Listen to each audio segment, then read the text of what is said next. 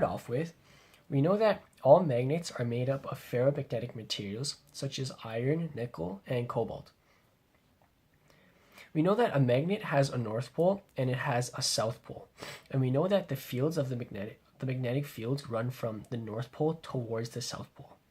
And we know that magnets are permanently attracted to all of these ferromagnetic materials. Now, when looking at an electromagnet, let's say we have a current, and let's say we have a wire with coils and we have a current running through the wire. We know that the current running through the wire and through the coils will produce a magnetic field inside the coils with a north pole and a south pole. We know that the stronger the current there is, the stronger the magnetic field will be. But the difference with an electromagnet is that it is only temporary, such that as long as there are currents running through the wire, it will become magnetized. But when the current gets turned off, the coils will no longer be magnetized anymore. Let's look at the Lorentz force. This is basically the force that is exerted by a magnetic field on a moving charge. We know that force is equal to our charge times the velocity of that charge crossed with the magnetic field. The unit of the magnetic field is 1 Tesla or 1 Newton second per Coulomb meter. Let's say we have our magnetic field coming outside the page and we have our positive charge going to the right. Using our right hand rule, we can point our fingers in the direction of the magnetic field and our thumb in the direction of the charge, and then the way our palm faces is where the force will be. So with our fingers coming out and our thumb pointing to the right, our palm will be pointing down, so the force will be down.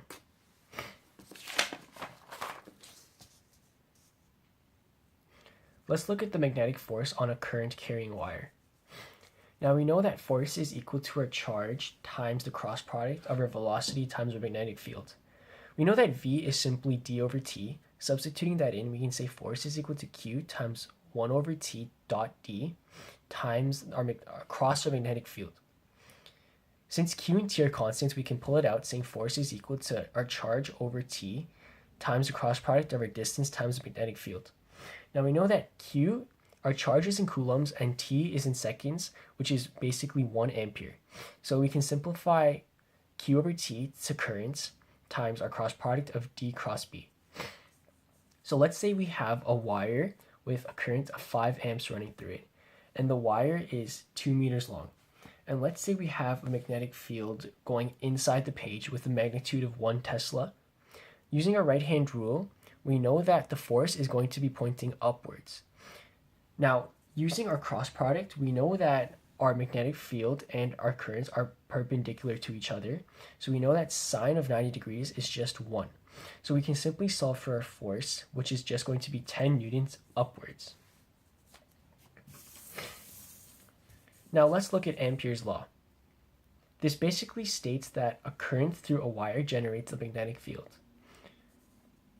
Ampere's law also states that a magnetic field is proportional to the current, meaning that if we double the current, the magnetic field is also going to get twice as strong. Let's say we have a loop with a magnetic field coming outside the page. Now, Ampere's law states that our magnetic field times the length of the loop, 2 pi r, is equal to our magnetic constant, which is 4 pi times 10 to the negative 7 Tesla meters per ampere. This is our magnetic constant times our current. Now, we can solve for our magnetic field.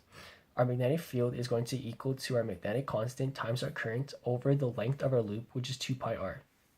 What this allows you to do is this allows you to find the strength of the magnetic field inside the loop.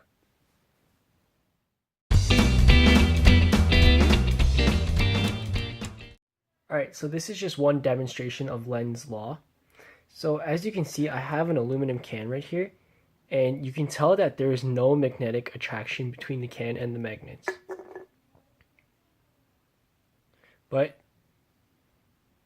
So I'm going to hold the magnet still.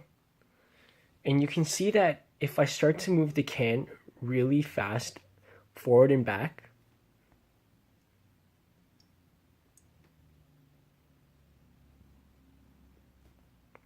that the magnets start to become attracted to the can, even though when it's stationary, they are not attracted to each other. And that's just one demo of Lenz's law.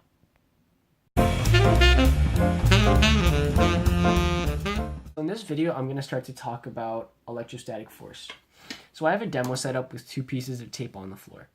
So what I'm going to do is I'm going to rip each piece of tape off the floor, and I'm going to put them together. And as you can see, they naturally repel each other. Now what I'm going to do is I'm going to put the same piece of tape on the floor, and I'm going to put one piece over the other. I'm then going to rip it off as a whole, and then rip the top off the bottom.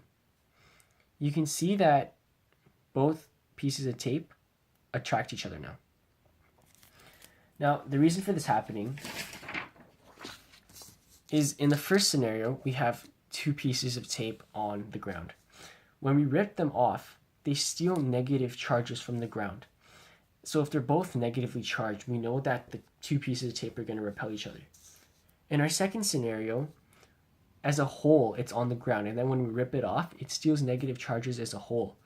Then when we rip the top piece off the bottom piece, one steals negative charges from the other, making one negatively charged and one positively charged, which is why they attract each other in the second scenario. Now to talk a little bit about electric fields.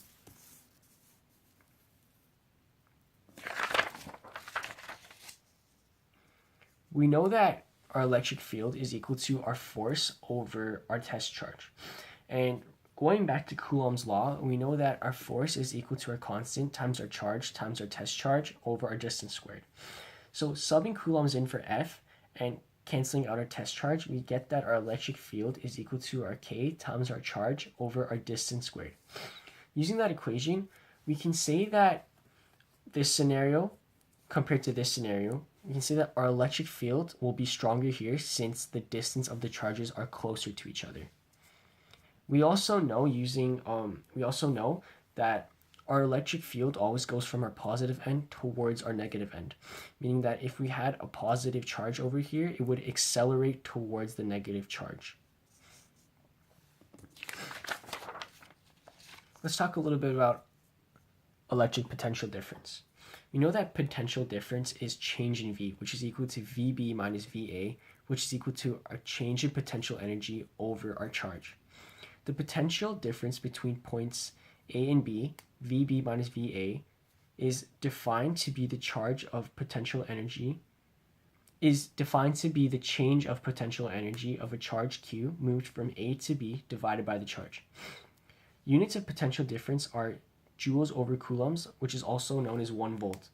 Wherever voltage is quoted, it is the potential difference between 2 points.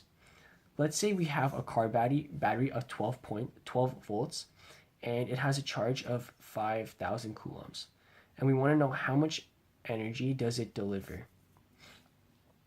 To say we have a 12 volt battery means that its terminals have a 12 volt potential difference.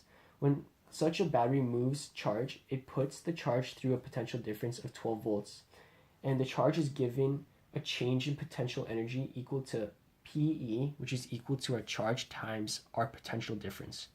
In this case, our charge is 5,000 coulombs and our potential difference is 12 volts. Using that equation, we know that our potential energy of our car battery, the amount of energy it delivers is 6 times 10 to the power of 4 joules.